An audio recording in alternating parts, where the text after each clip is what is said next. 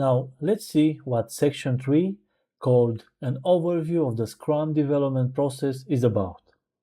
There are two main parts. One is called managing a Scrum project and the other the Scrum process in action.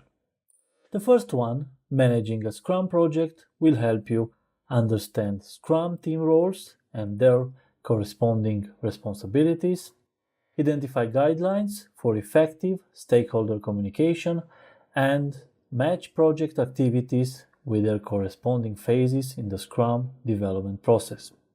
The second one, the Scrum process in action, will help you recognize activities that take place during the pre-game phase of a Scrum project, describe the activities that take place during a sprint, identify the characteristics of the charts used in Scrum to track progress, and match Scrum tracking metrics with corresponding descriptions. This is just the overview of this section, which may remind you is the third course of the Agile Project Management certification program.